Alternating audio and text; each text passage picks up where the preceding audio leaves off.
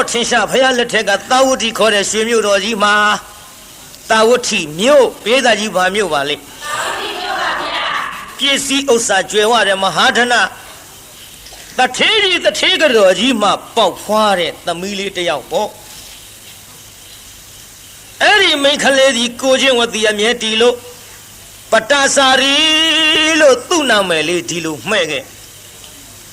တထေးသမီးလေးဆိုတော့သွေးကြီးမွေးကြီးနေနိုင်တဲ့အစဉ်ရှိတော်လဲသွေးကြီးမွေးကြီးမနေခဲ့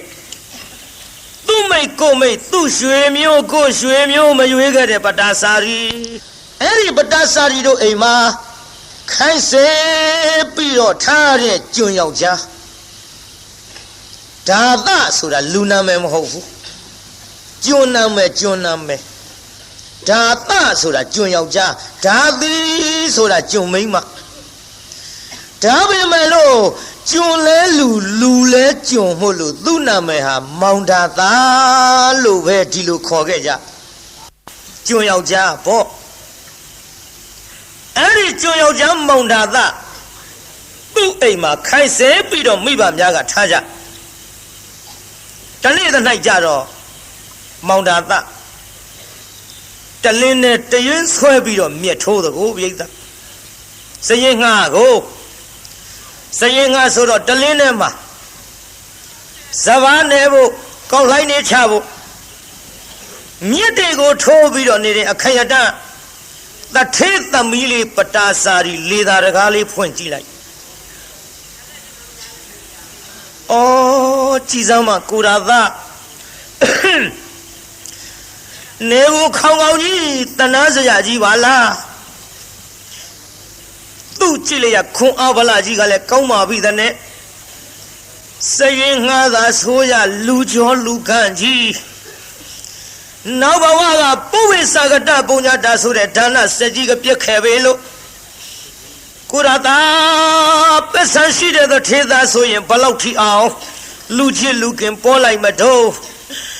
အမလေးခုတော့ရုပ်ရည်လှသလောက်စရင်ငါဆိုတော့အောက်တန်းကြနေလို့ချစ်သူမရှိခင်သူမရှိဖြစ်နေတဲ့တော်ဘဝကိုဘသူတွေမသနာဖေမလို့ကျုပ်တနာလိုက်လေချင်းကျုပ်တနာလိုက်လေချင်းနဲ့တနာကလေးကမနေဘူးပြိဿသောဟာတော့မှာပြေးသားကြီးတနာရင်ဘာဖြစ်တော့မှာသွားတော့မှာဘယ်နေတော့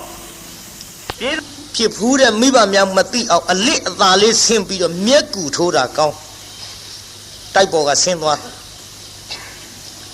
ကိုရာသာလှမ်းခေါ်လိုက်ဟာလှမ်းလိုက်တာမဘာရာရဲ့ဘာတော့ခမရဘာတော့မလုံးနဲ့လာအောင်ဒီကိုဟုတ်ကဲ့တက်ပြောလေလုံမနေနဲ့ဒါမဲ့တော့မြက်ထိုးနေတာမြင်လို့နေဘူးခေါင်ကြီးကျုပ်ကတနာလို့မြက်ကူထိုးမလို့ပေးပါကိုရာသားရဲ့တရွင်းဟာနေပါစီမဘာရဲ့ကျုပ်တို့ခပ်ဖြစ်ချင်းဖြစ်ပါစေတော့လက်ဖဝန်းနုလေးခမရတရွင်းထိုးရင်သွေးချီဥသွားမှာပေါ့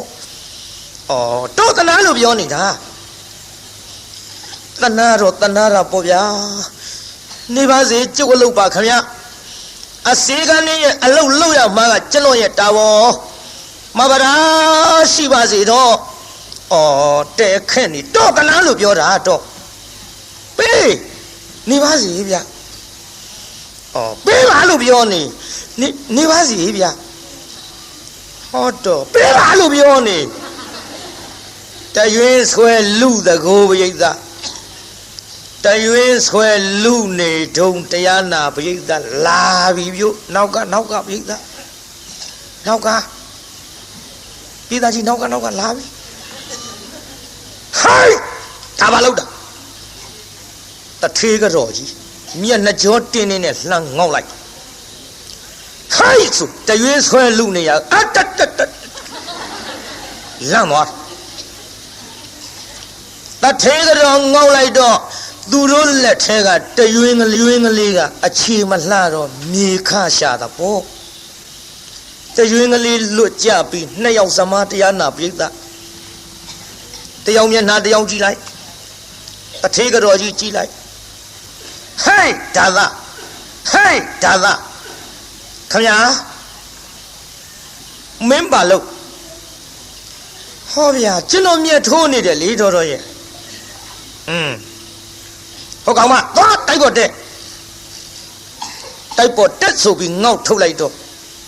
ပရာစာကြီးတိုက်ပေါ်တက်သွားတိုက်ပေါ်ရောက်တော့အိုးအမေကဒေါသကြီးပါပြီတဲ့ဘာမှလည်းစဉ်းစားတာမဟုတ်ဘူး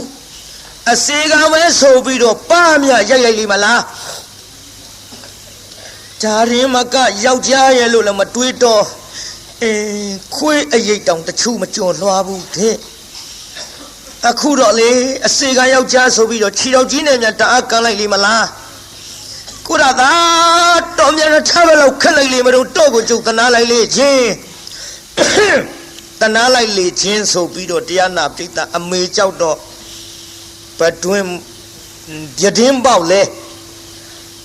တရွက်လုံးဖွင့်မကြည့်ရဲဘူးပတ်တာကြားတွေကလက်တလုံးလောက်ဟာလေးတွေကမျက်လုံးလေးမတော့တော်သွင်းကြည့်ဟဲ့ဒါသာခမညာမင်းတာပါလို့ဟာကျွန်တော်မျက်ထိုးနေတယ်လေတော်တော်ဟေးမျက်ထိုးတာပြောတာမဟုတ်ဘူးခမညာကျွန်တော်နားမလဲပါလားခမညာ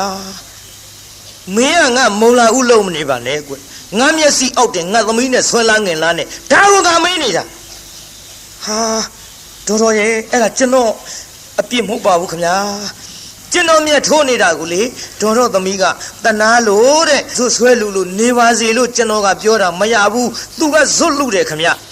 နောက်ငါသမီးနဲ့ဒီလိုတရင်တနီးကကငါမမြင်ချင်းဘူးမြင်မင်းငါအိမ်မော်ကဆင်းတော့အတော်ဆိုးတဲ့မိမကြီးဟုတ်ကဲ့ခမညာမမြင်စေရပါဘူးလို့အဲ့ဒါလို့တာဝန်ခံလိုက်တော့တထေးကတော်ကြီးတိုက်ထဲဝင်သွားတိုက်ထဲရောက်တော့တထေးကြီးဘာတော့မင်းအော်ကြီးဖြစ်ကျင်နေဘာရမတော့တော်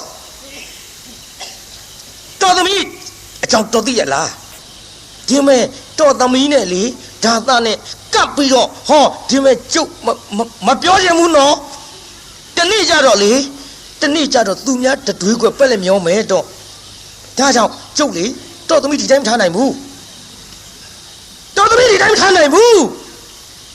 ဒီလိုပြောလိုက်တော့ဗရာလေးကအပေါ်ကဟိုတရားနာပိဋကအထက်ဆုံးလေကတိမျက်နှာလေးနဲ့အမိအောင်ငုံပြီးချောင်းကြည့်နေရကတော်သမီးဒီတိုင်းမထားနိုင်ဘူးဆိုတော့တုံသွားတယ်ဟင်တော်သမီးဒီတိုင်းမထားနိုင်ဘူးနဲ့ငါဘယ်မှပို့မလို့ပါလေ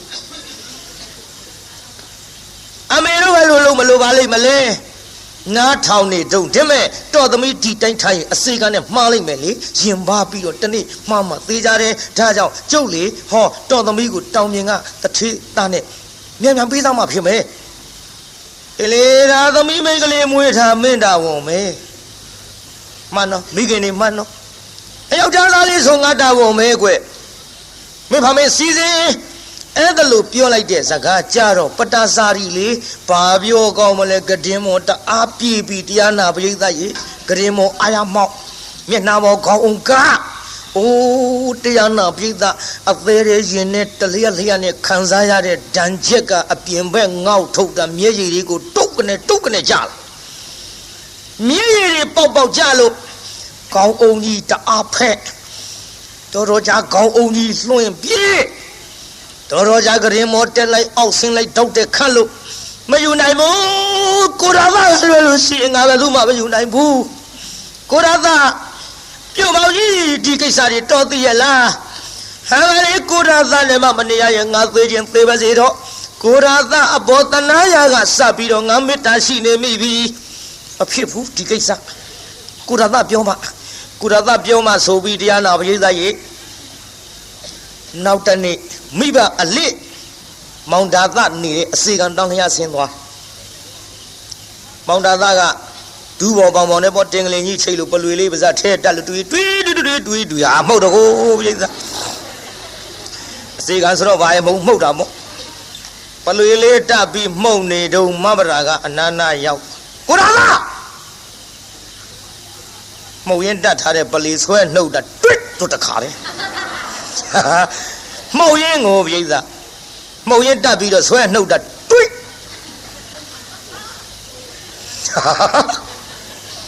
အိမ်ကြမှုတ်ကြည့်ပါလားပလွေကိုကြည့်အခုအဲ့ဒါလို့ပလွေလေးဆွဲနှုတ်ဟာမဗရာလာပြန်မလားခင်ဗျာခင်ဗျာမေကြီးကကျုပ်ကိုဒုက္ခပေးနေပါဦးမယ်ခင်ဗျာအိုးဒုက္ခပေးကြမလို့ပါဘူးတဲ့အလစ်ကိုဆင်းလာတာဒီမဲ့ကုဒါသာတော့ပြောကြရှိလို့ထားထားမဟုတ်တော့အင်္ဂလိပ်ရှိလို့ဟုတ်ကဲ့ဆိုထားထိုင်လိုက်တော့မဗရာကအနာနာကတ်ထိုင်မောင်သားကဟိုဘက်တိုးသွားမေဒီမဲ့ကုဒါသာတော့ကကျုပ်ကိုကြောက်နေသလားမဗရာကြောက်လို့တော့မဟုတ်ပါဘူးခင်ဗျာမေကြီးလိုက်ကျုပ်ဒုက္ခပေးနေပါဦးမယ်အိုးမပေးပါဘူးဒီမဲ့ကျုပ်ပြောစရာရှိတယ်ခတ်သွတ်ပြောမယ်နော်ဟုတ်ကဲ့ကျုပ်ကိုလေအဖေနဲ့အမေတို့ကတော်နဲ့တလင်းနဲ့တရွင်းဆွဲပြီးလူနေစဉ်အခါတုန်းကအဲ့ဒါကိုမြင်သွားတာနဲ့တနေ့ကျတော့အစည်းကန်းနဲ့တထေသမီးရင်ပါပြီးတော့နီးစပ်သွားလိမ့်မယ်ဆိုတာနဲ့အမေကကျုပ်ကိုလေတောင်းမြင်တထေသားနဲ့ပေးစားတော့မလို့တဲ့တော့ဗျာအဲ့ဒါဘာပြုတော့မဗရာရဲ့တော့ပဲလို့သဘောရမဗရာပဲလို့သဘောရမလဲတထေသားနဲ့တထေသမီးရွှေနဲ့မြနေနဲ့လားတင့်တယ်ပါတယ်မမရဲ့ဒါကြောင့်ဆင်းရဲသားမှမဟုတ်ဖဲနဲ့တထေသားနဲ့တထေသမီးဆိုတော့တိုက်ကြီးတစ်လုံးကနေနှလုံးရွှေပုံကြီးပေါ်ဆန်းရမယ်ဘဝယူလိုက်ပေါ့မဗရာရဲ့ဟောတော့ဒုက္ခပါပဲကြားကြောက်လို့ရှင်ကြီးကိုပို့ဆိုးနေထမရဲ့ဒီမဲ့ကိုရတာကျုပ်ကတထေသားကိုမယူနိုင်ဘူးမဗရာစိတ်ကူးမလွန်းနဲ့မိဘများဆိုတာသားသမီးစင်းစီမြင်ရနာလာမြင်နဲ့ခမယူလိုက်ခက်တော့တာပဲဒီမဲ့တော့အကိုလို့ကျုပ်ကလာတိုက်မယ်နာ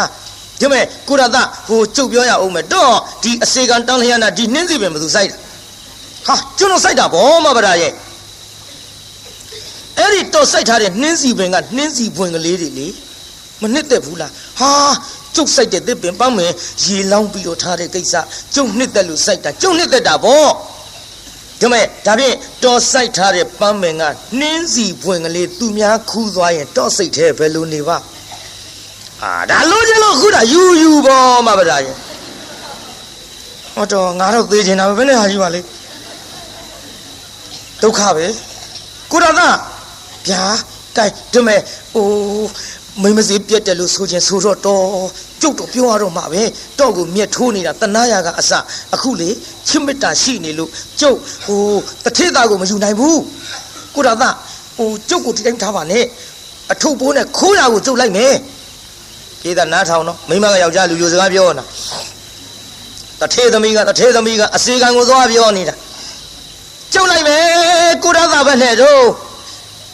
မဗရာမဖြစ်ပါဘူးကျုပ်ခမရကိုမေတ္တာမရှိလို့တော့မဟုတ်ပါဘူးခမရအမေကြီးကျုပ်ကြောက်လှကြီးရဲ့မသိအောင်ထွက်ပြေးမဲ့ကိစ္စလွတ်ရကိုပြေးမှာဘောကုရသားရဲ့ကျုပ်ရှိတဲ့လက်ဝတ်လက်စားနဲ့ယူပြီးတော့လေဒီမှာညတကောင်းကျော်အစိမ့်အချိန်မှာတိုက်ပေါ်ကဆင်းရမယ်နော်ဖြစ်ပါမလားမဗရာရဲ့ဘာလို့မဖြစ်မှာလဲတော့ကျုပ်ဆင်းရမယ်တော့ဟောဒီပမေလေးကစောင့်တော့ဗျာရမူးနေတာဟေးယောက်ျားမူးနေတာဟေးဒါမဲ့ဗျာမလုံးနဲ့ကိုတာသားဒီနားကစောင့်ကျုပ်ညတော့အထုံးနဲ့ဆင်းငယ်မှာတော့ခတ်တော့ကလေးတိုက်ပေါ်ပြန်တက်သွားမောင်တာသားစဉ်းစားတယ်ဒါသားညတော့ဆင်းလာတော့မှာ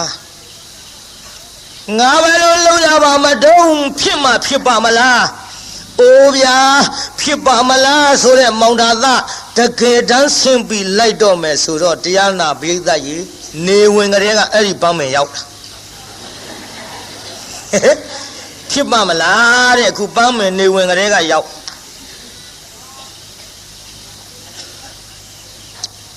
အဆောင်ခိုင်းတဲ့ပန်းမင်သားကထိုင်ဆောင်အဖြည်းဖြည်းမှောင်းလာမောင်နာသားစေဘောလေးကြီးခဲလို့မဗရာလာရင်မြင်ရအောင်ပေါ့လေမီးလေးဖွားဖွားပြမယ်ပေါ့ အော်အပြစ်မဲ့မီးဖွာပြတော့လည်းပဲတထေးကြီးကြော်ကြီးမြန်မာဆိုလို့ပစိုးစုံလေးနဲ့မီးဖွာပြပြောင်းမှုပဲဆိုရင်ဒီကောင်ဒုက္ခပဲပစိုးစုံနဲ့မီးဖွာပြတာမြန်မာဆိုလို့လည်းဖွဲ့ဖွာရတာကိုကြည့်တရားနာပြေးတာအဲ့ဒီတိုင်းစောင့်တကောင်ကျော်အချိန်ကြတော့မဘရာအထုပ်ပိုးနဲ့ဆင်းလာပြုဆင်းလာတော့လေဟေးဟုတ်မဟုတ်ကလားကိုတော်သားမမလားပြေးတာကြီးဟိုညဆိုတော့ခိုးပြေးမဲ့ကိစ္စမို့တိုးတိုးတန်ပြောရတယ်ကျုပ်ကတိုးပြောအားရတာမဟုတ်ကိုတော်သားမမလားလာခါတော့ပေါ့မမလားရေသွားကြဆိုပြီးတော့တယောက်လက်တယောက်ဆွဲပြီးတော့လွတ်ရအဝေးသို့ပြေးလိုက်ကြတာတရားနာပြေးတာသာဝုဋ္ဌိနဲ့အတော်ဝေးกว่าတဲ့ဌာနမှာဟောအိမ်ကလေးဆောက်ပြီးတော့နေကြစီတလည်းဝလဲစားလေးတွေနဲ့တဖြည်းဖြည်းတစတော့ဖြစ်သလိုစားကြဒီလိုအတူတကွနေပြီးတော့လာကြဆင်းရဲပေမဲ့လို့ပစ္စည်းဆင်းရဲပေမဲ့လို့စိတ်မဆင်းရဲတဲ့ဇနီးမောင်နှံပြေးသားကြီးစိတ်ဆင်းရဲရဲ့လားပယ်ဆင်းရဲမလို့ပြိတ္တလင်းပြီးသားမရပြီးသားကြဒါတွေလည်းခဏပြောခဲ့လို့တိတ်ချဲ့ထွင်ပြီးပြောမနေပါရစေနဲ့စိတ်ချမ်းသာတယ်ကိုချစ်သူနဲ့နေရရင်တချို့သချင်းလေးတောင်ရှိကြရွှေဘုံကြီးပေါ်စံကျင်ဘူးတဲ့ဗျတဲအိုအပြက်ကလေးတဲ့မှာတဲ့ကာမတတ္တိတွေပေါ့အဲ့ဒီကဆိုကိုချစ်သူနဲ့နေရရင်ထမရင်တော့ရတော့လဲပျော်တယ်လို့ဆိုသည်မောင်တာသားနဲ့မဘာသာရှိတဲ့လက်ဝက်လက်စားလေးစားတော့ပြီးနေလာလိုက်ကြတာတရားနာပြိတ္တာဟောနောက်တူပြောကြစို့တန်ဒီခတော့မောင်တာသားအပါကိုမဘာသာကတူလေးကပြောဘယ်လိုပြောတော့ပြိတ္တာပြောပါနင်တို့ကလည်းတူလေးတူလေးကပြောကြတဲ့ကဟိုကိစ္စဆိုတာသိပြီမောင်တာသားဟာဝမ်းတောင်လိုက်နှမရဲ့ယောက်ျားလေးဖြစ်ပါစေသားယောက်ျားလေးဖြစ်ပါစေနဲ့မောင်တာသားဆူတောင်းပြီးတော့လာခဲ့နောက်ကြတော့မိဘတာကပြုံအောင်ရင်မိဘရထံပြန်ပို့ပါတော့သားသမီးမွေးဖွားတဲ့ကိစ္စယောက်ျားဖောင်စည်းမိမ့်မမိနေတဲ့မောင်ကြီးရဲ့သူများတွေပြောတာကြုတ်ကြားဘူးတယ်ဒါကြောင့်လေမိဘအရင်မှာခေါ်လုံးပြီးတော့မိခင်ရဲ့မျက်နှာအောက်မှာဖွားမြင်နေတဲ့ကျုပ်ကိုပြန်ပို့ပါတော့ခက်တော်တာပဲမပို့ဘူးဆိုပြန်ရင်လည်းပဲလင်းတမျက်နှာတရွာထင်းပြီးတော့လိုက်လာတဲ့မိမသားတနာစရာအသွင်းနဲ့မျက်ရည်စာလေးကြလာတော့မယ်လိုက်ပို့ပြန်ရင်လည်းပဲတရေပေါ်ထိုင်တရေနာစားတဲ့ကောင်းဆိုပြီးတော့သူ့မိဘရွှေမျိုးများကငါတတ်ပြကြတော့မှာပဲအလေသို့တော့လေလက်ပတ်ပြီးပြုံးရတော့ပါပဲကြိုင်နှမဟိုမနေ့ကသွားကြတာပေါ့မနေ့ကရောက်တယ်တော့လေတပည့်ခါသွားကြတာပေါ့နဲ့တပည့်ဖိန်းတွေအရှိဆွဲပြီးတော့လာလိုက်တာဟောတန်တွေကတဖြည်းဖြည်းရင့်မာလာခဲ့တန်တွေရင့်မာလာတော့မိဖုရားကလည်းသိကုရသတန်တော်ပြုတ်မောင်ကြီးတော့အကြောက်လွန်ပြီးတော့လိုက်ပို့တော့မှမဟုတ်ဘူးကုရသမရှိခိုင်ငါသွားတာကောင်းထင်ရဲ့လို့မောင်ဒါသမရှိခိုင်တကားကလေးကိုတရားနာပြိတ္တတော့ခတ်ဘုရားကတော့ခတ်သလားတော့မသိဘူးကျုပ်ခုခင်းနဲ့ရန်တုတ်တာခိုင်ခတ်လိုက်ခတ်ပြီးတော့ဘေးအိမ်ကမိမကြီးတော့အပ်တော်ဟဲ့ငါတို့မှဘာတော့ဒီတော့ယူထားလိုက်ပါတော်ကိုရသပြန်လာလို့ရှိရင်တော့ကျုပ်ဟောဒီအိမ်တိုင်းကလေးမီးပြီးတော့စောင့်နေကြနေရမမြင်ရမတွေ့ရရင်တော့မဘာရာရဲ့မင်းပဲအလဲလုံးနေတာရုံးလို့တစားစားခေါ်တော့မယ်တော်ရဲ့အဲ့ဒီအချိန်ခါမှာမင်းမယားခေါ်မနေနဲ့သာသမီမွေးဖွားရအတွက်မိဘရထံပြန်ပြီဆိုပြီးတော့ဟောဒီတော့လေးသာအလိုက်ပါတော့ဟဲ့ခလေးမမတော်ဘူးထင်တယ်တူမကြီးတော်သူကတော့အကြောက်လွန်ပြီးတော့လိုက်မပို့လို့တော့တာယူထားလိုက်ပါတော့ရော့ကျုပ်သွားရစီတော့သွားရစီတော့ဆိုပြီးတော့မိဘတာထွက်သွားရောမိဘတာထွက်သွားလိုက်ပြန်လာပြီမောင်တာသ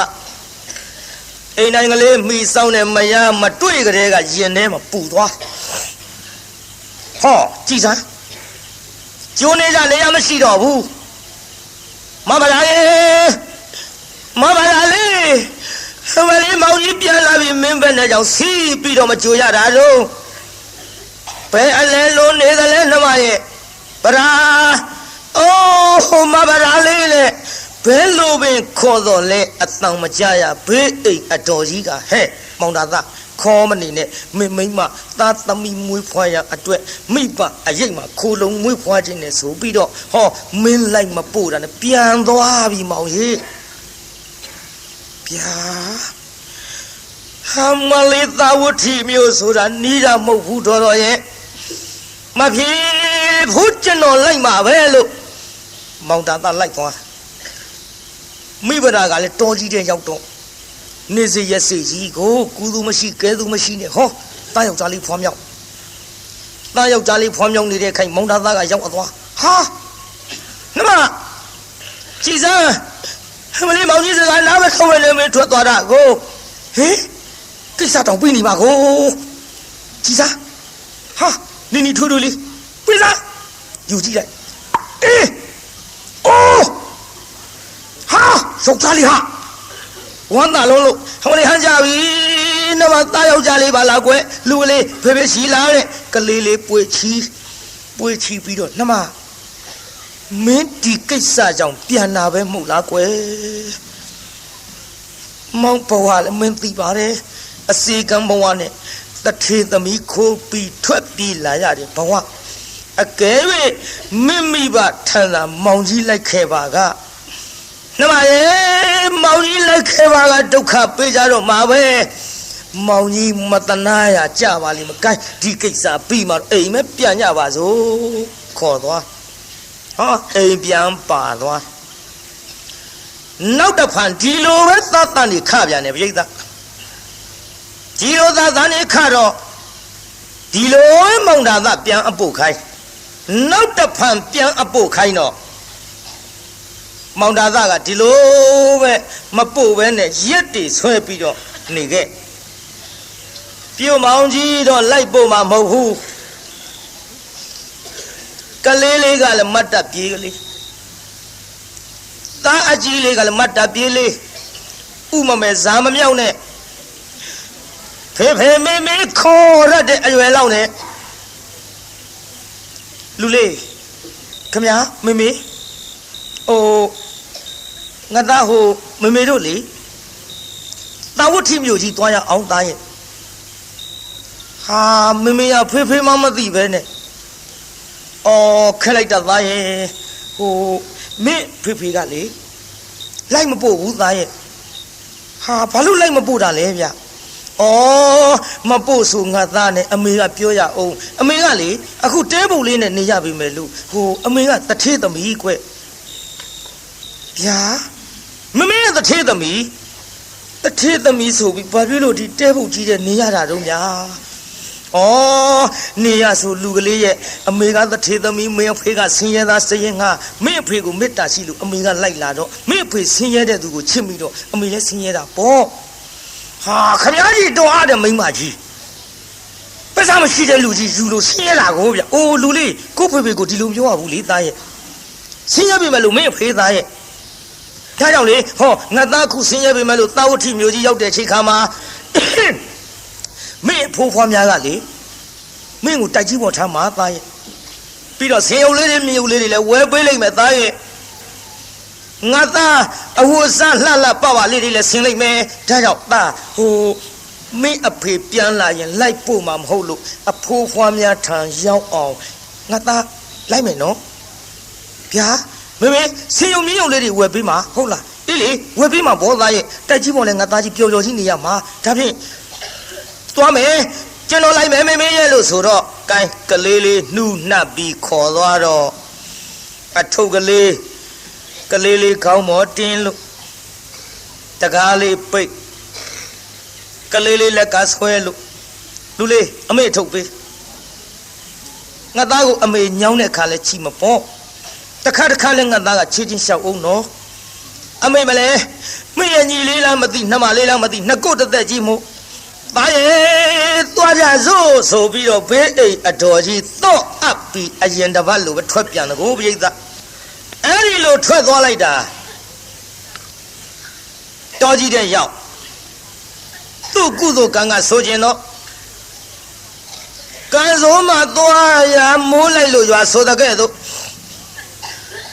ဟောစနေတော့ရခန်းကနဂါးကိုဂလုံးဖမ်းတယ်လို့လေနီချမ်းကြီးထားလာလေနီချမ်းကြီးထားလာတော့မိဘရာတောကြီးတဲ့မှာတယောက်ထဲကုသူမရှိကဲသူမရှိနဲ့ကံမစလေးကနှင်တော့လူလေးမမေငါသားတီနာခဏနေအောင်နော်မမေလေးမမေဝင်းထဲကနာလာပြီသားရဲ့ဟုတ်ကဲ့သားရဲ့မင်းကြီးမလေးလားနှမလေးလားမသိမွေးဖွားရအချိန်ကြပြီနဲ့တူတယ်သားရဲ့အမေမျက်စီတွေတောင်ကြည့်မကောင်းဘူးသားရဲ့ငါသားတီနာနေအောင်နော်ဟုတ်ကဲ့မမေကြာကြာကြီးမနေနဲ့နော်ကြောက်ကြောက်တယ်ဗျာအေးခဏလေးပါသားရဲ့နော်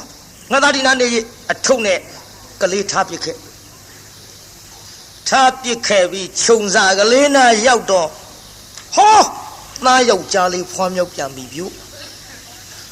သားယောက်ျားလေးဖွားမြောက်ပြီးတော့မိုးတွေကလည်းတအားရွာချလိုက်တာပြိဿတာမိ၃ယောက်ဒုက္ခဖြစ်လို့အောက်ကလက်သီးစုပ်လောက်ကြောက်ခဲလေးတွေခင်းအဲ့ဒီပေါ်ဒုက္ခလေးတွေတင်းလို့အဲ့ဒီပေါ်အဝေကလေးထားသားငယ်ကလေးအဲ့ဒီပေါ်သိမ့်သူ့ခန္ဓာကိုယ်ကိုတော့လေးပဲထောက်လို့ချီမိုးပေးတဲ့ပမာဏသားငယ်ကလေးမိုးမရွှဲရလေအောင်သားကြီးလေးကလည်းအထုပ်ကြီးကောင်းမော်တင်လို့ဘယ်လုံလိုက်မတုံးပြိဿအဝတ်ထုတ်ဆိုတော့ရှိသမျှရေတွေကတစိမ့်စိမ့်ကောင်းမော်ကစီကြနှခမ်းလေးများမွဲချမ်းရှာလွန်းလို့သားရဲ့မေတို့ဒုက္ခဖြစ်ပြီးသားရဲ့မောင်ကြီးရဲ့ပြုတ်မောင်ကြီးကိုထားသားအဘိုင်မောင်ကြီးစကားကိုနားမထောင်လို့ကျွတ်တို့ဒုက္ခရောက်ပြီးမောင်ကြီးရဲ့နဲ့ခိုက်ခိုက်တုံးလို့တမ်းပြီး၃ယောက်စလုံးချမ်းရရှာလုံးလို့ဒီထဲမောင်သားကလည်းတောစီတွေကပြန်အလားဟာကြည်စားမရှိပြန်ဘူးအိမ်တကားကြီးလည်းတော့ခတ်ထားပါဘောလားတန်တော်သွားပြန်ပြီနဲ့တူရဲ့သွားပြန်ပြီနဲ့တူရဲ့လမ်းဒုက္ခဖြစ်ကြတော့မယ်ဒုက္ခဖြစ်တော့မှထင်တယ်တော်ရဲ့ကြည်သားပါဗျာဟိုစနေတော့ရခန်းကနဂါးကိုကလုံးဖမ်းတယ်လို့ဟမ်ဝလေးလေးဒီကြီးကလည်းထလာပြီမိုးတွေကလည်းမဲလာပြီဗရာရဲ့မင်းတို့သားမီး၃ယောက်လမ်းနဲ့ဒုက္ခရောက်ကြတော့မှပဲမောင်ကြီးမနေဘူးလိုက်မယ်ဆိုပြီးတော့ဟောဓမ္မလေးခါထိုးပြီးတော့လိုက်သွားလိုက်တာကြည်မြင်ကွင်းမလှအောင်ဟာလူလေးဖေဖေပလီငါသားနှခမ်းနေမြောက်မဲလို့ချမ်းလာပြီဟုတ်ကဲ့ဖေဖေအထုပ်ကြီးတွေကရည်တွေကလည်းကျုပ်ပေါ်အကုန်စီးကြတယ်ဖေဖေရဲ့ကွယ်ကြည့်စားမိမေပဲသွားတော့အမေဟောသစ်ပြောင်းမှာကလေးမွေးနေဗျဟင်ကြည့်စားလမ်းနေဒုက္ခရောက်ကုန်ပြီဒီကလေးကလည်းချမ်းလာပြီတခါမိဘဒစီပြေးကြည့်လိုက်တော့ဟေးခွေးမကြီးပမာဏလေးပဲထောက်လို့အောက်ကကြည်စမ်းကလေးတယောက်နမကိုရတာပိစာဆိုပြီးကလေးလေးကောက်ကြည့်လိုက်ဟာအော်ယောက်ျားလေးပါလားကွယ်အရေးတဲ့ဒုက္ခဖြစ်နေရကသားယောက်ျားလေးဆိုတော့ပြုံးနိုင်ရှိနိုင်သေးတယ်ကိုပြိဿဟာမလေးယောက်ျားလေးပါလားနမပွမ်းတာလိုက်တာ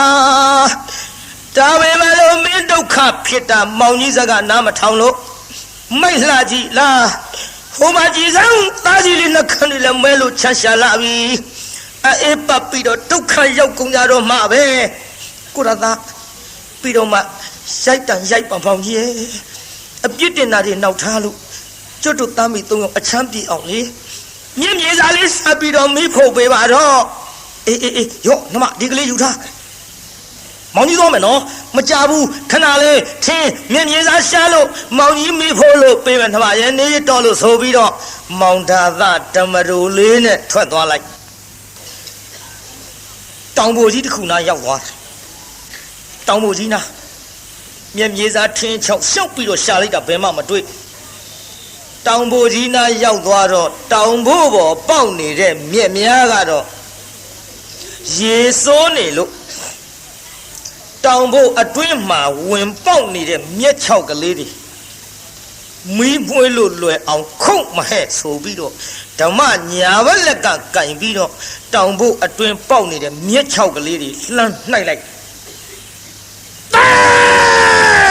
ဆိုတခါလေမွေဟောက်ကြီးထွက်လာ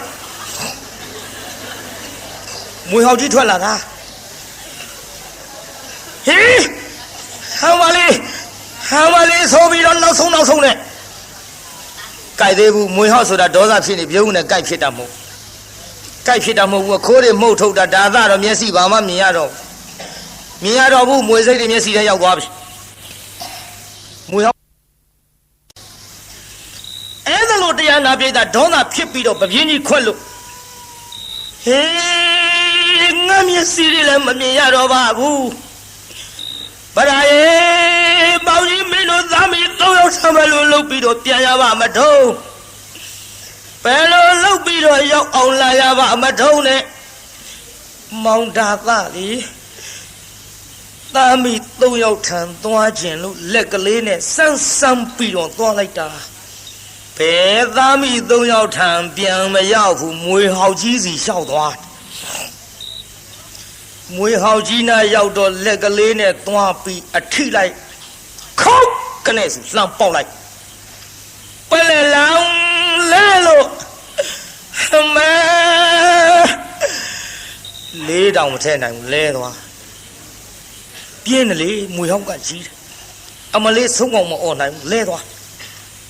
လူလွတ်လို့နှမရဲ့မိဗရာရဲ့မင်းတို့သားမီး၃ယောက်ထောင်ပေါင်းကြီးဘယ်လိုနည်းနဲ့မှပြန်ရောက်နိုင်တော့မှာမဟုတ်ပါဘူးမောင်ကြီးခေါ်တာလည်းမင်းတို့ကြားတော့မယ်မဟုတ်ပါဘူးသားတို့တောင်မအားရအောင်အဖေပဲကြည့်လိုက်ရပါလားဟမ်ပါလေအဖေပဲလိုနည်းနဲ့မှမင်းတို့ထောင်ပြန်မရောက်နိုင်ပဲနဲ့မိဗရာမင်းနောက်လိုက်ပြီလို့အခုတော့ငါမွေးဟောက်ခဲပြီးတော့သေဝဲဝင်ရတော့မှာပါလားသားတော်ရဲ့အဖေထားပြပြေးပြီးတော့လာခဲ့ကြပါတသေးရောကိုင်းမိဗရာကလည်းပဲလူလေးမမေမင်းဖေကြလာကြည့်လားသားရဲ့ဟုတ်ကဲ့မမေကျုပ်လည်းချမ်းလာပြီဖေကမိဖို့ပေးမယ်ဆိုမင်းဖေအန်တရယ်များတွေ့နေသလားကွယ်ဒါမှမဟုတ်ရင်မဖေမျက်စိလဲလမ်းမပြီးတော့ဘယ်တော်ကြီးတဲ့များရောက်သွားလေသလားမသိသားရဲ့လိုက်ပြီးတော့ရှာကြစို့သားငယ်လေးရင်မှပွေသားကြီးလေးလက်ကဆွဲလို့တော်ကြီးမြက်မဲတဲ့ရှောက်ရှာလိုက်ကိုရတာပြုတ်မောင်ကြီးအော်ပြုတ်မောင်ကြီးရဲ့မိဘတာခေါ်တာကြားရဲ့လားအမလေးဦးလေးပါလေးထူလိုက်ပါဦးတော့လားမိဘတာအော်နေတဲ့ခေါ်နေတဲ့မောင်ကြီးရဲ့တာလူလေးအမေရဲ့တန်နေလည်းပြကုန်တော့မှာပါတာရဲ့ငါသားကြီးတက်လက်ခေါ်ပါအောင်ဟုတ်ကဲ့ဖေပြောဖေများလာမျိုးကျွတ်တို့ချမ်းလာပြီလားကလေးကခေါ်အဲ့ဒါလို့ကလေးခေါ်လို့လည်းမရမိဘတာသားကြီးလေးလက်ကဆွဲပြီးတော့သွားလိုက်တာမောင်ဒါသအလောင်းကြီးနာရောက်သွားတယ်မိုးကလေးကမစင်မောင်ကလေးကမကွဲတကွဲအလောင်းကိုလည်းတိကြကြည့်လို့မရတော့အလောင်းနာအရောက်မိဘတာခြီတောင်းနဲ့ဗိုက်ကြီးသွားတိုက်ဟဲတာနောက်ဆုတ်ကလေးဆွဲလိုက်လူလေးပါကောင်ကြီးမသိဘူးသားရဲ့ပြောစီကြီးလာသားအမေတို့လွတ်ရကိုကွင်းပြီးတော့မဖေးရှားကြစို့အလောင်းကြီးထိမိတော့လေအလောင်းမှမသိမှောင်နေကိုပြိဿသားနဲ့ကောက်တဲ့ဒုက္ခရောက်ပြီးတော့လာခဲ့ရမိဘတာတို့လေမိုးလေးကလည်းဆဲသွားပြီမောင်လေးကလည်းကွဲသွားပြီလူကလေးအမေတို့ပဲစီရောက်လို့ပဲစီတွားရမှလည်းမသိကိုရာသားရဲ့ပြုတ်ပေါကြီးမိဘတာတို့ဒုက္ခတွေလာကြည့်လေပါဦးမောင်ကြီးရဲ့ပြောရင်ဆိုရင်နဲ့ပြန်တွေ့တိုက်တဲ့အလောင်းဆိုတော့လေဟောမောင်တာသား လဲနေတဲ့အလောင်းကြီးနာရောက်သွားပြန်မျိုးလှမ်းကြည့်လိုက်တဲ့မိဘတာဟဲလူလေးဗျာမမေခုမှကြည့်စမ်းမိဖေမတာပဲဩပြည့်စည်တဲ့လမ်းမှာခရီးပန်းကြပြီးတော့ခလုတ်တိုက်လဲမုံမုံနဲ့အိမ်မိုးကြနေတူမရဲ့သားရဲ့လာမိဖေသွားကြည့်ကြစို့သွားကြည့်ကြစို့ဆိုပြီးတော့အနန္တရောက်ဟေးကိုရာကပြုံမောင်ကြီးအဲ့ဒါအိမ်မောင်မြကြနေလေသလားကြည်စမ်းမောင်ခေါ်လို့လည်းမရပါလားလူလေးအဲ့ဒီတော့ထိုင်သားရဲ့တားငယ်ကလေးအဝတ်ကလေးနဲ့ထွေပြီးတော့ဖေးနောက်မှာချကိုရာကပြုံမောင်ကြီးမလေးအကွက်ကွက်တင်ညုံမဲလို့ကြည့်လို့မကောင်းပါလားမောင်ကြီးရဲ့မောင်ကြီးဘယ်လိုအဲ့ဒါလဲတွေ့ပါလိမ့်မထုံးလို့နောက်လှဲ့ကြည့်လိုက်တော့တောင်ပူကြီးမြင်ရဟဲဖယားငါထည့်တဲ့တိုက်ဟုတ်ပါပြီဒီနားမလဲတောင်ပူကြီးနဲ့ဟာပါလေပြုံမောင်ကြီးမွေးဟောက်ခဲလို့သေဝဲဝင်ပြီထင်ပါရဲ့ကိုရတာပြုံမောင်ကြီးမိမလားခေါ်နေတဲ့ထူပါအောင်တော့လားမောင်ကြီးရဲ့မျက်နှာလေးလှမ်းကြည့်လိုက်တော့အိုးမျက်စိတွေကလည်းကွက်မဲပြီးတော့အမလေးမွေးစိတ်တွေတူပါရဲ့ပြုံမောင်ကြီးဒုက္ခဖြစ်နေပါဗောလားအသက်မရှိတဲ့ပြင်မောင်ကြီးရဲ့အလောင်းတောင်လှလှပါမမြင်ရပါလားမျက်နှာလေးပေါင်ပေါ်တင်မဲစီလေးလှုပ်ပြီးတော့ခဏခေါ်ဘယ်လိုမှခေါ်မရပဲနဲ့မိဘကခမငိုရှာတော့ကလေးလေးကပြုတ်ဖေခမအိတ်လာကြီးလားထားတော့လေးဖေအမေငိုနေတယ်ဗျာအမေငိုနေတာခမမသိဘူးလားအခုအမေငိုနေတယ်မိကိုထားပြီးတော့ချော့ပါအောင်တော့လားအိတ်လာကြီးလားခမထားလေးနဲ့လူကလေးမေအဖေလူစိမ်းငါကြီးအိတ်တာမဟုတ်ဘူးတာရဲ့ပထသောအိတ်ချင်းနဲ့အိတ်တာကွယ်မြင်ရလားဟိုမှာတောင်မိုးကြီးမေအဖေမွေဟောက်ခဲလို့အကွက်တွေညုံမဲပြီးတော့သေဝဲဝင်ပြီလူအလေးခမေဖေအသက်မရှိတော့ဘူးအဲ့ဒါလို့လဲပြောလိုက်ပါလေရောကလေးကအလောင်းမော်ပြစ်လဲဖေကျတော့ဖိုးဘွားဝါတို့ရှိလိုက်ပို့ပါဗျာမေစီယုံမြင်းရုပ်လေးတွေဝယ်ပေးမှဆိုအဝတ်စားလှလေးတွေဝတ်ရမယ်ဆိုတိုက်ကြီးပေါ်ပြေးလွှားပြီးကစားခြင်းလို့ကြုတ်ရောက်အောင်ပို့ရမှာပေါ့တာရဲ့မရောက်အောင်မေပို့ရမှာပေါ့ငါသားတို့နဲ့အမေသာဝတိရောက်အောင်တော့သွားရမှာပေါ့ဒါပေမဲ့လို့လူစိမ်းခါကြီးတို့တော့မလိုက်နိုင်တော့ဘူးသားရဲ့ကိုရသာပြုံမောင်ကြီးအမလေးမိဘတော်ဘယ်လိုလုပ်ပြီးတော့ဖြေရပါမတော့ဒါကလေးမကြခဏပြင်းမရနာကြွရပါဘောမိဘအလှမဘဝင်နေခုံလာကြီးရဲ့ရေတုံးကမော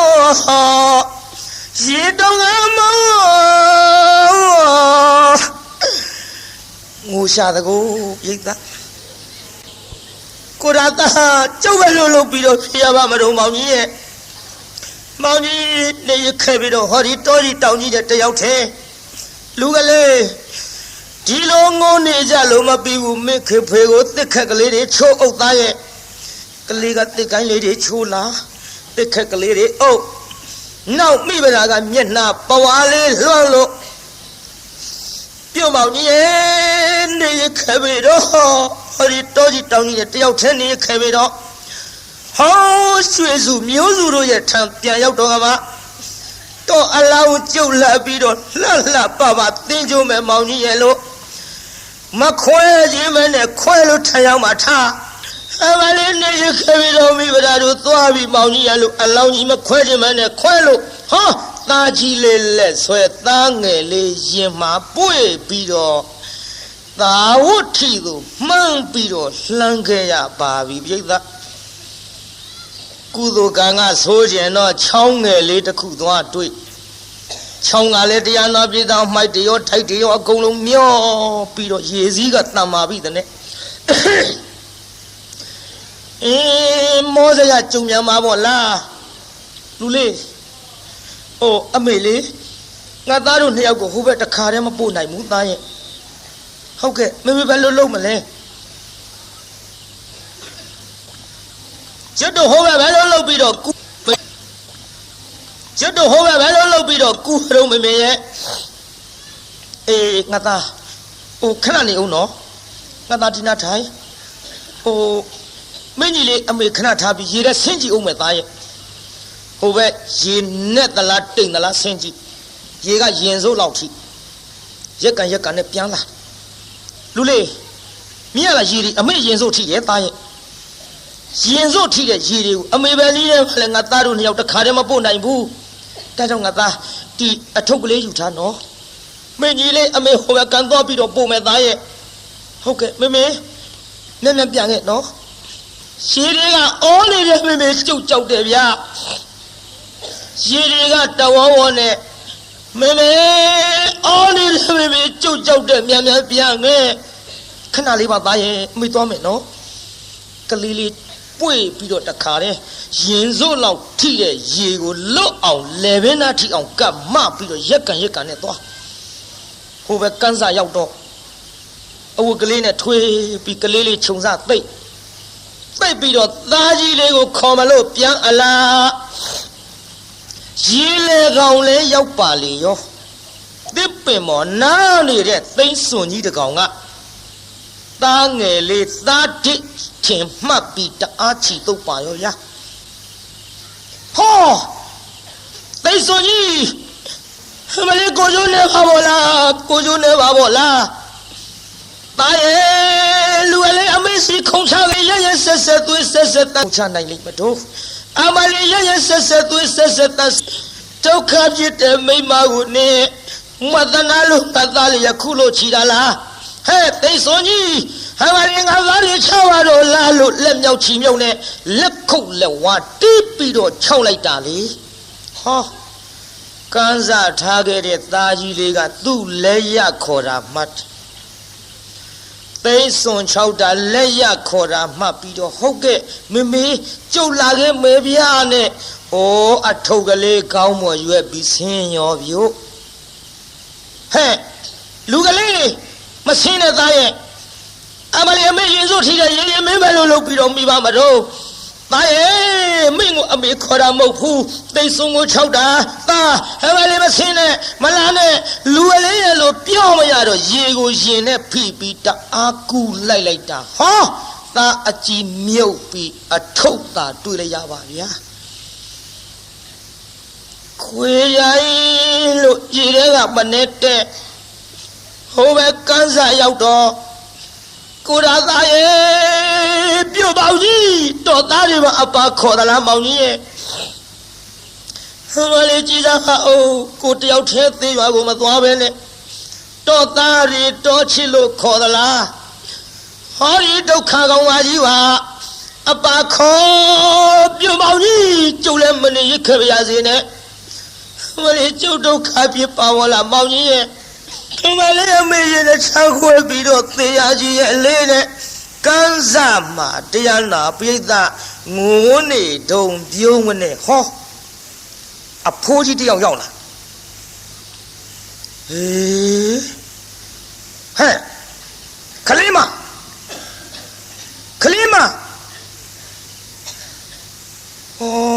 ခေါ်လို့မရပြုတ်လို့မရပါလား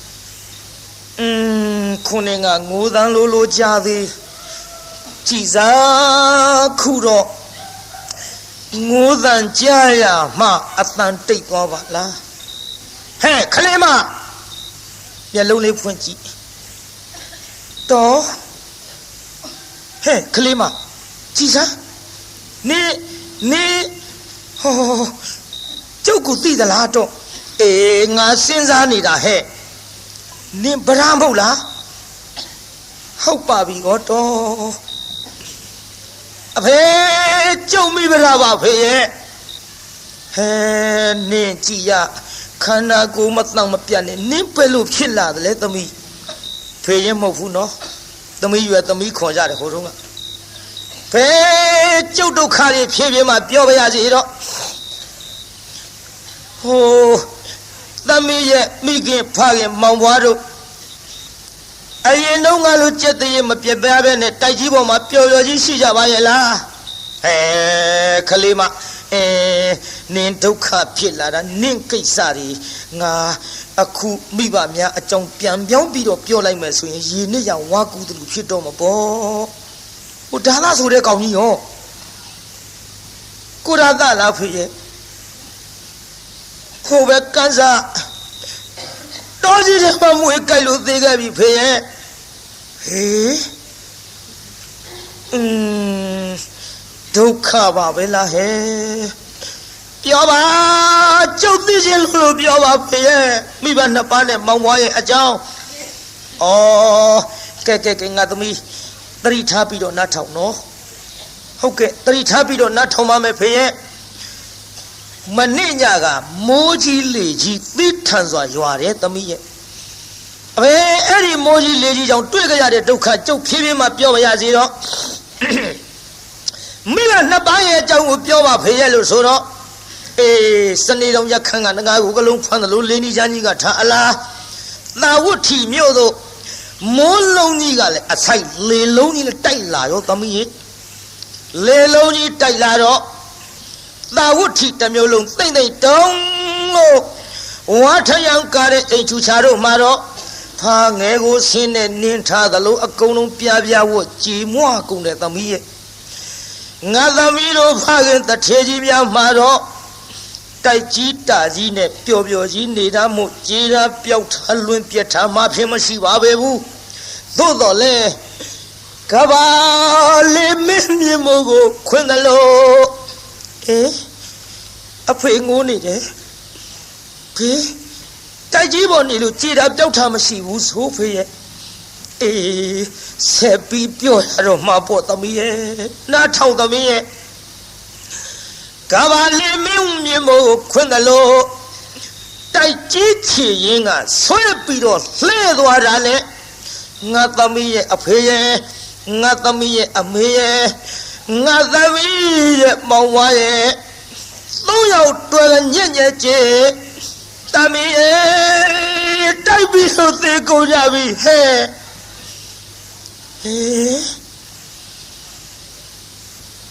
သေကုန်ကြပြီ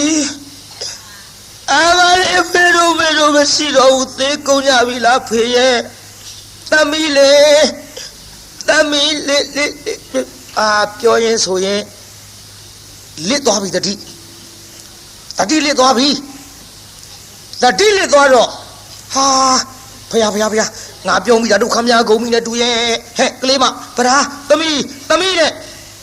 မွေးစီလေးလှုပ်လို့ခေါ်လိုက်မျက်လုံးလေးပွင့်လာတော့ပြုံးဗရာပြုံးလာပြီပြိဿသမီးဘာသမီးတို့ကိုဒါသာသမီးဖေနော်ဖေသမီးရဲ့ဘာဖေတို့လူကမွေကိုက်သေးဘယ်ငါမွေကိုက်မှာတော့သမီးဘာတွေလျှောက်ပြောနေတာတို့ဟောအဖေတိခမ်းပါဖေတိခမ်းပါကျုပ်ပါလေပြောမိတော့ဖေရဲ့ကျုပ်မိဘမောင်ဘွားတိုက်ပြီလို့သေုံနေမှာကအာမလေးကိုရသာဟိုပဲကန်စားမွေကိုက်လို့သေခဲ့ပြီဖေရဲ့ကိုရသာနဲ့သားနှစ်ယောက်ရတယ်ဖေရဲ့ဒါတော့သေတာထားဖို့ကလေးနှစ်ယောက်ပဲပြစ်ထားခဲ့တော့ဟဲ့ကလေးမပြစ်မထားခဲ့ပါဘူးဖေရဲ့သူ့အကြောင်းနဲ့သူနေရခဲ့ကြပြီဖေရဲ့မိဘရာကုသိုလ်ကံဆိုလို့ဟောဒီကန်စားကိုကူးပြီးတော့တန်ငယ်လေးကိုခြုံစားသိသားကြီးလေးကိုပြန်အခေါ်သိစွန်ကသားငယ်ကိုတုပ်လို့လက်ရပြီး၆တော့သားကြီးလေးကသူ့ခေါ်တဲ့မှတ်ပြီးတော့ရေတဲ့ဆင်းအဖေလိုက်ပြီးတော့ဆဲတော့လေအထုပ်သားတွေ့လိုက်ရတဲ့ဖေရဲ့အားလည်းမိဘရာဒုက္ခတွေကြီးစားကြီးရဲ့ဟဲ့တပီသတိထားငါသမီးတဏှာကြီးရဲ့တားကြောင့်နဲ့ငါမပြောရှင်ပါဘူးလို့ပြောရင်သားနဲ့သတိထားသမီး တရိထားဆိုဝီဒီမရပါဘူးနောက်တစ်ခါကြီးတစ်လှည့်နဲ့ပြုံးလာပြန်ပြီဟင်ကိုရသားဟဲ့သမီးဖေနော်ဘာဖေတို့တော့အသက်ကြီးနှုတ်ခမ်းမွေးတွေပေါက်လို့ပြုတ်ထူတာဆွဲနှုတ်ဟာကလေးမနာလိုက်တာသမီးရဲ့သမီးတရိထားဟင်ဖေဒီခမ်းမဖေဒီခမ်းမဖေကျုပ်နောက်တစ်ခါကြည့်တဲ့လေအဖေမသေးကြဒီဒုက္ခတွေကျုပ်အေးမဲ့မဟုတ်ပါဘူးဖေရဲ့ဟတော့အမွေးတွေကျုပ်လက်ထဲတဆုပ်ပါစီသမီးရဲ့ကဲသမီးတရိထားနော်ဟဲ့ဒီမှာတာဝတိမျိုးမှာရွှေကြီးမျိုးကြီးတထေးကြီးရဲ့သမီးမို့လို့ငါသမီးလည်းဘယ်သူမှပြစ်ထားမယ်မဟုတ်ဘူးငါသမီးတရိထားလို့ပြောရင်ဆိုရင်လည်းအဖိုးကြီးရင်ဝင်တဲ့ကနေပြီးတရားနာပြီးတာဖြတ်ချို့မတ်တိုက်ရဖိုးကြီးမျက်လုံးပြူသွားမျက်လုံးပြူရောပေါ့အခုခမည်းတော်ဝင်နေတာဂွန်းထမိန်ဟိုတုန်းကဗျံထမိန်ဆိုတော့ထမိန်ကြီးဖြန့်ပြီးနှစ်ဆကောင်းပေါ်ဝဲလို့လေတကွန်လွှတ်တဲ့အတိုင်းဟဲစုံကြီးဟဲ့ဖိုးကြီးပြူသွားတယ်မျက်လုံးဟာသမီးကြည့်မကောင်းဘူးဒီလိုမလုံးနဲ့သမီး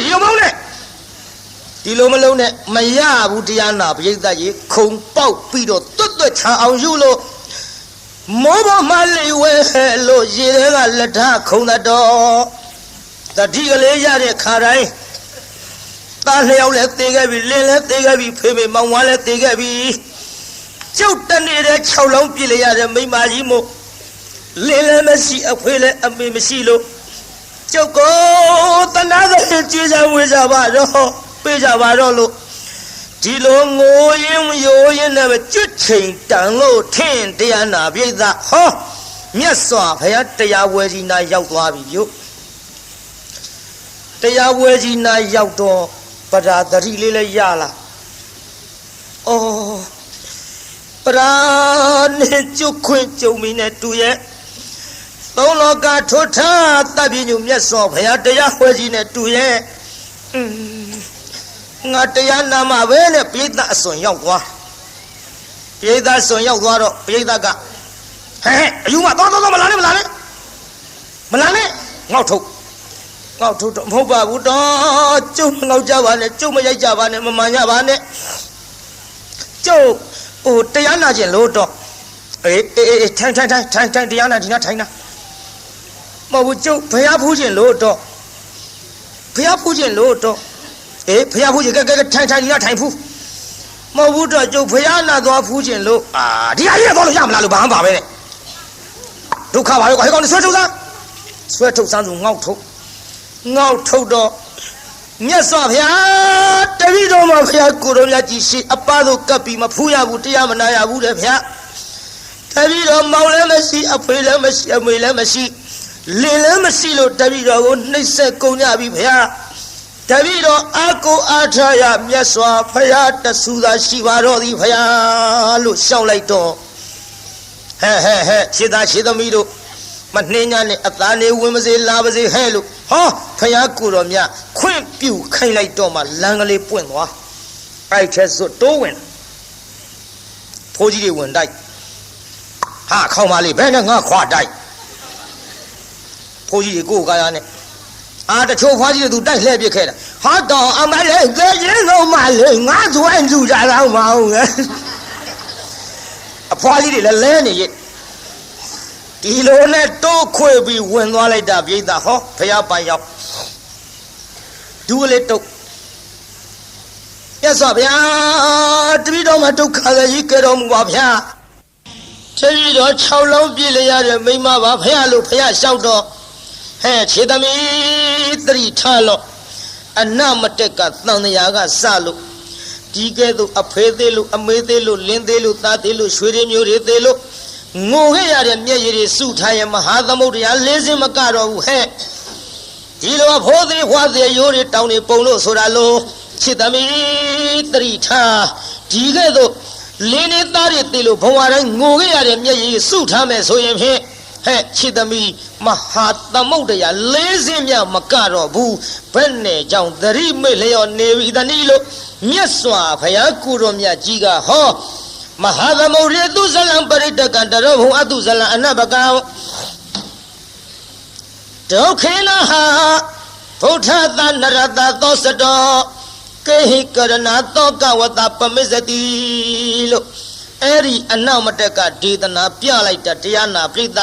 ဆေးချက်မိတဲ့လူနာထထိုင်နိုင်သလိုဟောတရားနာပြိဿဒိဋ္ဌိနဲ့ဝိစီကိစ္စကွာလို့ပတ္တာစာရီသောတာပန်ဖြစ်ပြီးတဲ့နောက်ယဟန်ပြုခွင့်တောင်းယဟန်ပြုခွင့်တောင်းတော့မှဘိက္ခုနီမှာကြောင်းတော်ရောက်ဘိက္ခုနီမှာဘဝနဲ့ဆွမ်းကန်ကြွရကအပြန်ကြောင်းရောက်တော့ကြောက်ဖြာပေါ်မှာကျွတ်တူခြေကလေးတင်ပြီးတော့ရေဆေးတကိုးပြိဿဥရဲကရေကလေးခတ်လိုက်ဥရဲရေမရှိတာသူသိမခတ်ခင်ကမရှိတာမဟုတ်ဘူးခတ်လို့ခွက်ထဲပါလာတဲ့ရေလေးကအိုးထဲမရှိဘူးခွက်ထဲပါလာဒါညံကလေးနဲ့ကြည့်ခွက်ထဲကရေလောင်းချလိုက်တော့ခြေပမိုးပေါ်ခွက်ထဲမရှိပြန်ခြေပမိုးပေါ်ကကြောက်ဖြာပေါ်စီးကြခြေပမိုးပေါ်မရှိပြန်ဘူးကြောက်ဖြာပေါ်ကြပြန်တော့မြေကြီးပေါ်မြေကြီးပေါ်ရောက်တော့လေရေအကွက်ကလေးသာထင်ပြီးပျောက်သွားတာကိုညံကလေးနဲ့အိုးရဲကရေခွက်ထဲမှာပြောင်းသွားပြီခွက်ထဲကရေခြေပမိုးပေါ်မှာခြေပမိုးပေါ်ကရေကြောက်ဖြာပေါ်မှာကြောက်ဖြာပေါ်ကရေမြေကြီးပေါ်မှာမြေကြီးပေါ်ကြပြန်တော့လေတရွေ့ရွေ့နဲ့စိမ့်ပြီးတော့ပျောက်သွားတော့အကွက်ကလေးသာထင်လိုက်ရသဖြင့်ဟေးအနိစ္စပါတကားလို့နောက်တစ်ခါထလောင်းမြန်တော့ရှေ့တဆင်တိုးပြောင်းနောက်တစ်ခါထလောင်းရှေ့တဆင်တိုးပြောင်းသွားတာမြင်လိုက်တော့အနိစ္စသတ္တဝါတွေဒီဟောဒီရေခွက်ပမာဏတရွေ့နဲ့ရွေလျောပြီးတော့သေခြင်းနဲ့အဆုံးသတ်လို့တန်တရားမှာခြားကြလေပြီးတော့ဇာတိမပြတ်သမျှဒီဒုက္ခတွေအေးနိုင်ကြပါဘူးလို့ဉာဏ်ကလေးနဲ့ရှုလို့အနိစ္စကိုသုံးသပ်နေသောခါဘုရားကိုယ်တော်မြတ်ကဟဲ့ခြေသမီးသင်္ကြန်မှန်နေသင်ပြောတာဟုတ်တယ်သင်လောက်တာမမှားဘူးဟဲ့လို့ဩပါသရောင်ကြီးတော်နဲ့အကူကြီးပေးပြီးတော့တရားနာပရိသတ်ရေမြတ်စွာဘုရားကခြေသမီးကြည့်ခဲ့သို့ခန္ဓာနာယုတ်တို့ရဲ့အဖြစ်ပြက်ကိုဉာဏ်နဲ့ရှုဆင်ခြင်းသောပုဂ္ဂိုလ်သည်တရက်ပင်နေရတော့လေအသက်တရားနေရတော့သူထက်မြတ်သည်ခန္ဓာနာယုတ်တို့ရဲ့ဖြစ်ပြမှုကိုမဆင်ခြင်မဲနဲ့မိလျော့ပေါ့တန်တန်နဲ့ဖြစ်သလိုနေဖြစ်သလိုစားဖြစ်သလိုသွားပြီးတော့နေတဲ့တတ္တဝါများသည်အသက်တရားပဲနေရတော့လေတရက်နေရတော့သူလောက်မမြတ်ဘူးချစ်သမီးလို့အဲ့ဒီကဲ့သို့ဒေသနာမိန့်ကြသဖြင့်ပတ္တာစာရီထေရီမသည်အာသဝကုံခံ၍ပါလာသမျှကံကျွင်းနေအရဟတမေနဲ့တတ်လို့အာသဝကုံခံ၍ယဟန္တာမအကြီးအစီဖြည့်ကြည်ဖြစ်ရရှာလေတော်သတည်း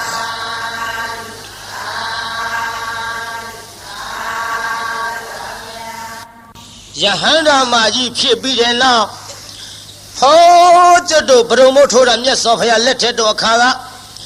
ဝိနည်းအရာမှာတေတရက်ရတဲ့ဘိက္ခုနီမတစ်ပါးကိုအားကြပြီးတော့မြတ်စွာဘုရားတဲ့ဘုရားတပည့်တော်မသည်နောင်ပွင့်လက်တဖြစ်သောဘုရားတဆူဆူရဲ့ခြေတော်ရင်မှာဘုရားတပည့်တော်သည်ဝိနည်းအရာမှာဖြင့်တေတရက်ရပြီးတော့နိဗ္ဗာန်ကိုဝင်ဆံရပါလို့ဤလို့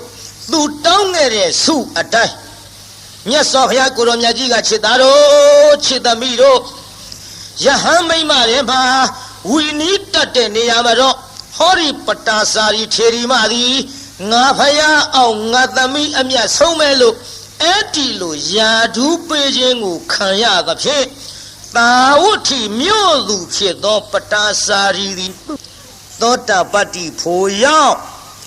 ၎င်းနောက်အာသဝကုံခံလို့ယဟန္တာဖြစ်၍ဝီနီးအရာမှာဧတရက်ရသောယ ပတာစာရီထေရီမာကြီးကိုအကြောင်းပြု၍ဟောသည်